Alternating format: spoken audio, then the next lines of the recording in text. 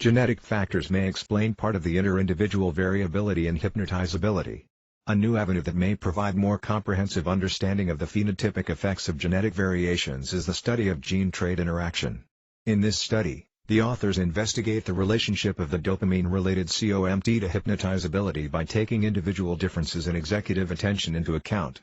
Homozygosity for the COMT metallele, putatively linked to the capability or proneness to dissociate from reality, was associated with high hypnotizability only if paired with high attention ability.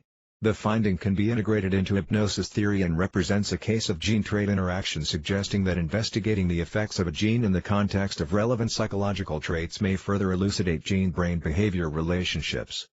This research confirms the selective immigration hypothesis to the United States of America and its early history.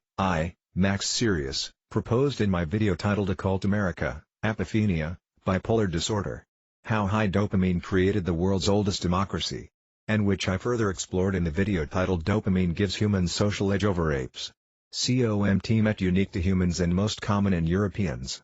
For details, also see Kurt Anderson's book titled Fantasyland, How America Went Haywire, A 500-Year History, in which he contends that the earliest European settlers in what would become the United States were gold-crazed adventurers, Jamestown, and God-crazed cults, Puritans and Pilgrims.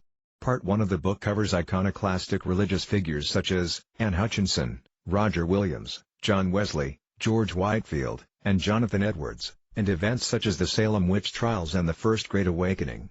It points out that the emerging Age of Enlightenment with its emphasis on freedom of thought liberated people to believe anything whatsoever.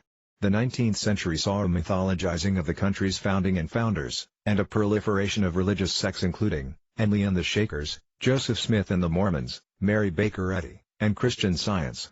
Also, British Israelism was rapidly growing in England when the United States-based Latter-day Saint movement sent its first missionaries to England.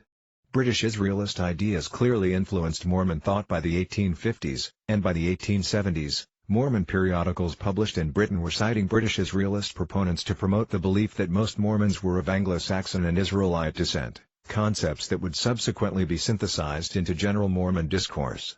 The French Huguenot magistrate and lawyers The 10 Lost Tribes, published in 1590, provided one of the earliest expressions of the belief that the Anglo-Saxon, Celtic, Scandinavian, Germanic, and associated peoples are the direct descendants of the Old Testament Israelites.